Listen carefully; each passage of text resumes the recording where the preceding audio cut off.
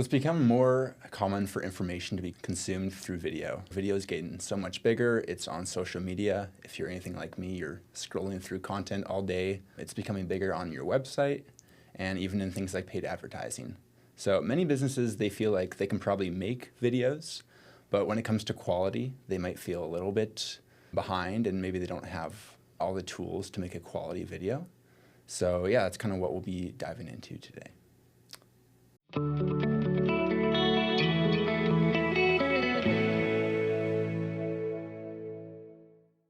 All right, welcome to the Marketing Minute podcast. I'm Mark DeWit.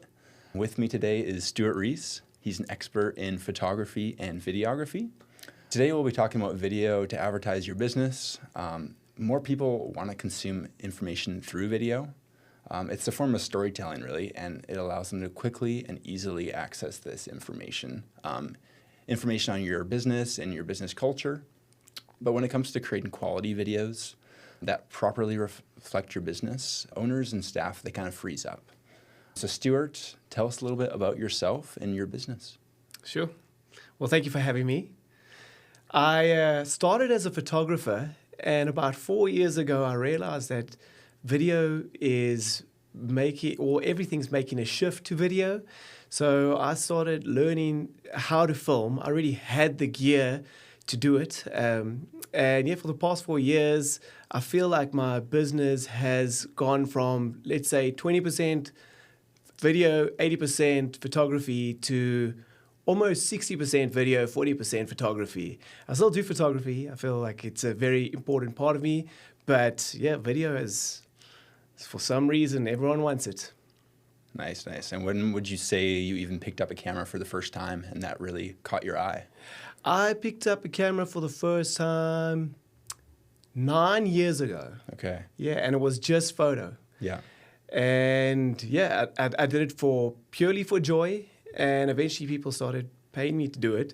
Yeah. So I kind of just rolled with it, and over time I basically became a photographer. Okay, very cool. And yeah, us here at Edge Marketing, we've also worked with you, lots in the past, just kind of coordinating projects. Can you just tell us a little bit about how that's been, maybe even a favorite project or anything like that? Sure. I remember when I just moved to Lacombe, I kind of was just introducing myself to local business owners, and I popped in here at Edge, and I immediately hit it off with some of the staff in the front. And one thing led to the other, and the next thing I knew, I was working on a project with you guys. And over the years now, we've done quite a few, and I think it's a cool synergy that we have together, because you guys are building websites and quality marketing assets for people. And I feel like a problem that a lot of people have is when they come and they want to make a website or a new marketing campaign, they don't necessarily have the content to showcase what they're doing. And I guess that's where I come in and do the job for you guys. Yeah, well, it's been very great. We've had some very quality content come from yourself. So I guess, why do you think videos are becoming bigger and bigger in the world, in marketing, in business?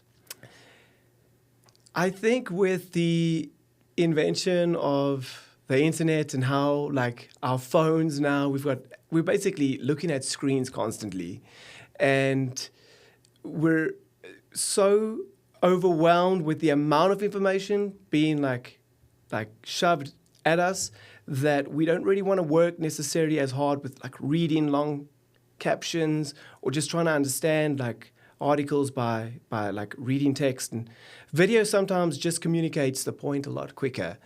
And yeah. Yeah. And would you say, I think everyone kind of thinks maybe attention span has a little bit to do with it.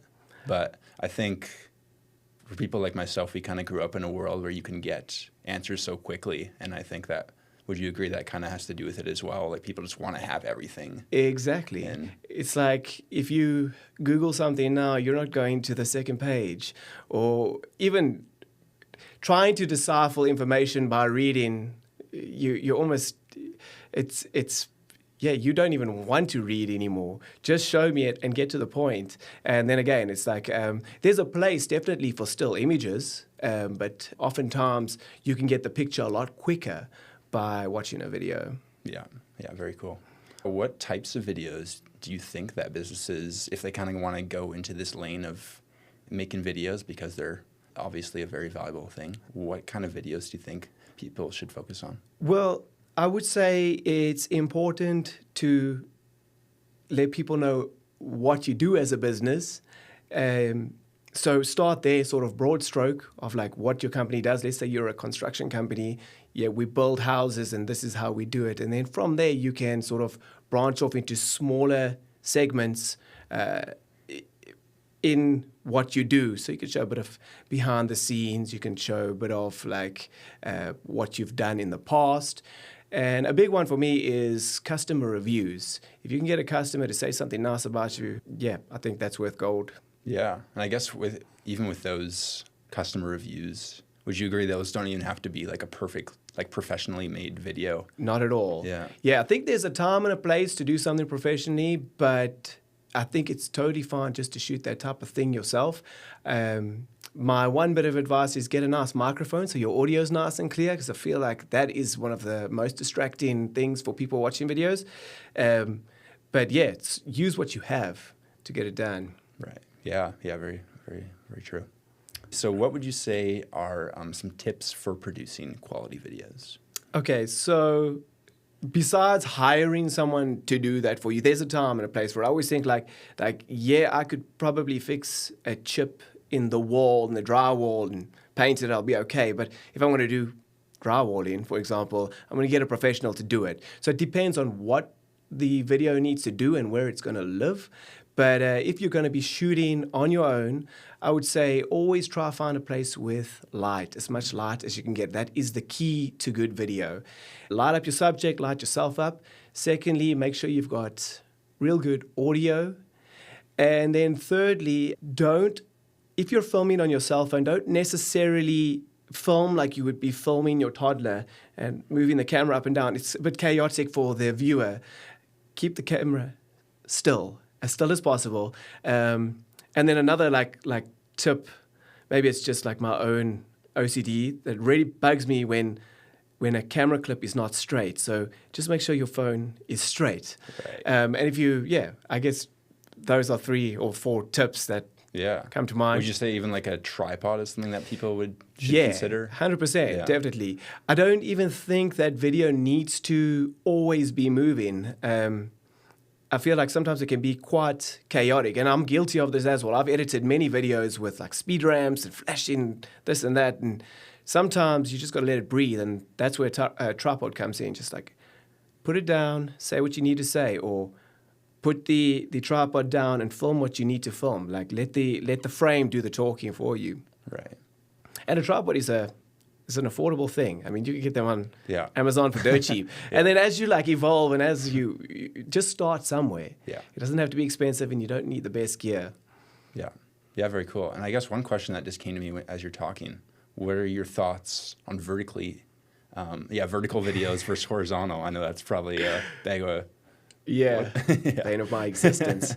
I really don't like vertical video because I feel that you're missing so much of the picture.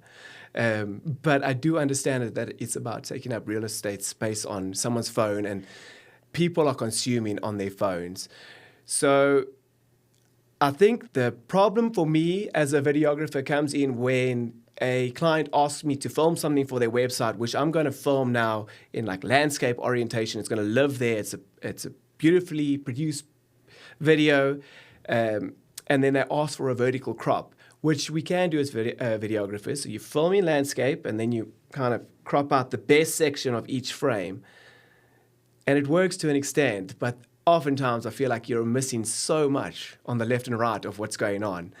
Totally. Especially where I'm obviously in the marketing world, and some of these vertical videos, they're so tall, so that when we get sent a horizontal video where it's like pretty much a quarter of the video we're actually capturing. Exactly. Yeah. But I can't get like let my personal feelings get in the way of what's actually going to bring value. And yeah, the truth is vertical video is definitely one of the, I guess, more important aspects to focus on when you are creating a video. Yeah, and probably here to stay. Yeah. Yeah, it's here to stay. Yeah. Yeah. Cool. Yeah, how would you say you make videos for service-based businesses? So yeah, these are businesses, they're not as visual. How can a video still kind of tell that story in those cases? Yeah, I guess a lot of that would be talking heads, explaining to clients what you do. Keep it short, just like an info reel. And you could break it down into different tasks that your business does or different services and talk about each aspect. You don't physically have to be showing what you're doing. Like you say, if it's a consultation, you could just say, this is what we do. I guess customer reviews, that would be a good one to do. And then I would say you don't necessarily need to reinvent the wheel when it comes to creating content. Look at what other service providers are doing. You don't have to copy them exactly, but you can get ideas of what guys are doing and then kind of make your own version of that. Right. Yeah, that makes a lot of sense. So should I be using the same videos for ads and organic content, would you say? That's a good question. And I don't think the answer is necessarily one or the other. I feel like for paid ads, you want a level of professionalism.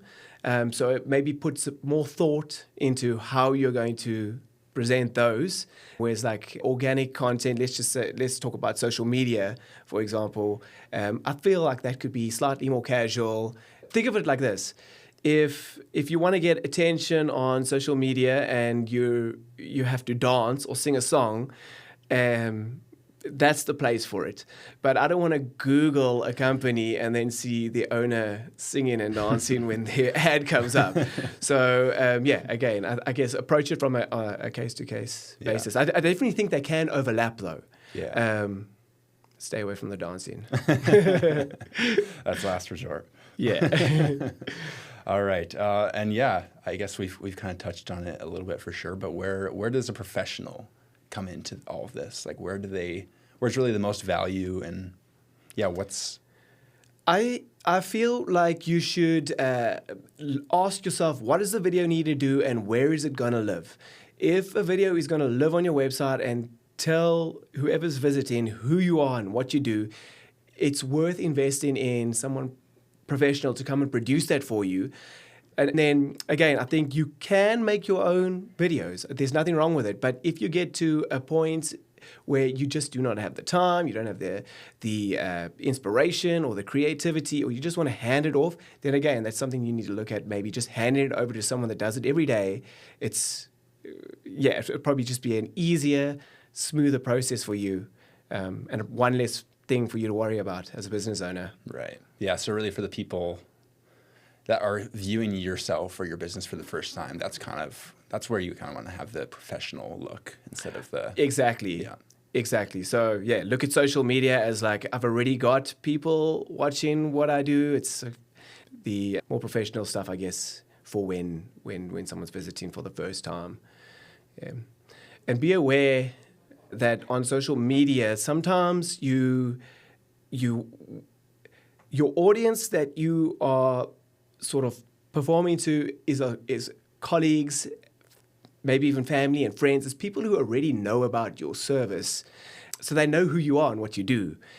You also sometimes got to look at how you're going to reach people that don't know who you are and how you're going to get that message across clearly, how you could solve their problems. And that's, I guess, where video comes in, and getting someone in to do it for you and help you with the process can be beneficial. Yeah. Okay, awesome. Yeah, any last things that you think we maybe didn't cover today that's maybe just interesting to people about photography, videography, or maybe something that you're working on right now?